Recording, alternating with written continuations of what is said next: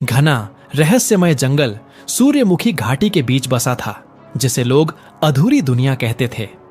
कहते हैं वहां एक छुपी हुई दुनिया है, अधूरी क्योंकि उसे अब तक कोई पूरी तरह देख नहीं पाया। कितने ही साहसी आए पर अधूरी झलक पाकर लौट गए या फिर हमेशा के लिए गायब हो गए। इसी जंगल के किनारे एक छोटा सा गांव था, अमरपुर। अमरपुर के बच्चे अक्सर जंगल की कहानियों में खो जाते, लेकिन वहां जाने की हिम्मत किसी की नहीं थी।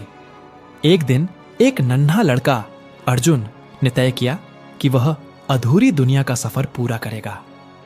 अर्जुन हमेशा नई जगहों पर घूमने का शौकीन था, खाने पीने का दीवाना और बेहद होशियार और निडर भी। उसने अपनी छोटी सी पोटली बांधी, कुछ फल, पानी की बोतल और एक खास नक्शा जिसे उसने गांव के बुजुर्गों की कहानियां सुनकर बनाया था। जंगल में घुसते ही चारों ओर गाढ़ा कुहासा था। हर पेड़ अजीब आकृतियों में मुड़ा तुड़ा था, मानो कोई सोता हुआ दैत्य। हवा में मीठी सी सुगंध थी, पर हर झोंके के साथ सरसराहट भी आती थी, जैसे कोई पीछा कर रहा हो। अर्जुन ने अपनी छोटी लकड़ी से रास्ता साफ किया, अपनी भारी चाल से पत्तों को कुचलते हुए रास्ता बनाया और नुकीली आंखों से हर दिशा को सतर्कता से देखता रहा। चलते चलते वह एक बड़े से चमकते फूलों वाले मैदान में पहुंचा। ये फूल रात में भी ऐसे चमकते थे जैसे तारों का बाग हो। पर अर्जुन ने खुद को चेताया, ये दिखने में सुंदर हैं, लेकिन जरा भी छूना नहीं। तभी उसका मन मचल गया और वह एक फूल को छू बैठा। अचानक पूरी जमीन हिलने लगी और उन फूलों के नीचे से छिपे हुए बौने प्रकट हो गए। बौनों के पास टिमटिमाते लैंप थे और उनकी छोटी छोटी आवाजों से जंगल गूंज उठा। बौनों के सरदार ने गुस्से से कहा, तुमने हमारी रक्षा पंक्ति तोड़ी है। बिना सच्चाई के इस रास्ते पर कोई नहीं चल सकता।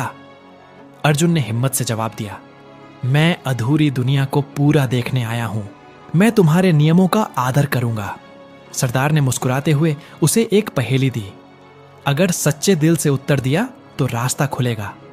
पहेली थी, जिसे जितना बांटो वह उतना बढ़ता है, वह क्या है? अर्जुन ने सोचा, केला? फिर सोचा, शहद? लेकिन फिर मुस्कुराते हुए कहा, प्यार। जैसे ही अर्जुन ने जवाब दिया, बौनों ने ताली बजाई और जमीन पर एक जादुई पुल प्रकट हो गया, जो जंगल के दूसरे हिस्से में जाता था।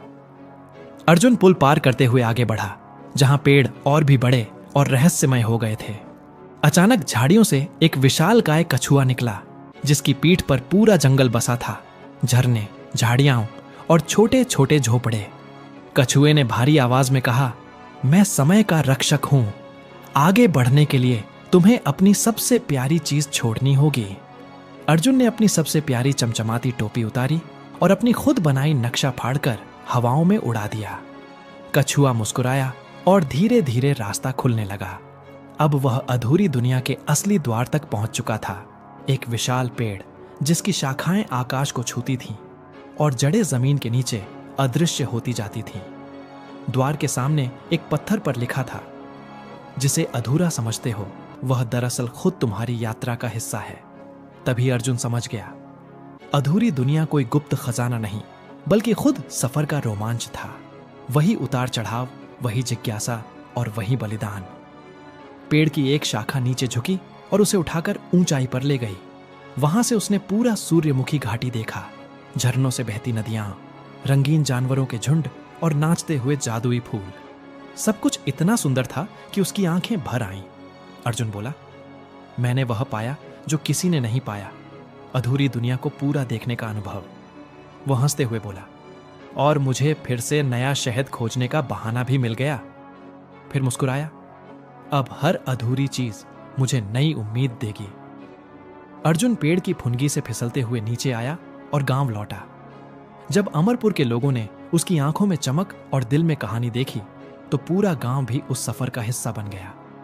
अब सूर्यमुखी घाटी की कहानी हर घर में गूंजती थी। एक सफर जो अधूरा नहीं, बल्कि सबसे पूरा था।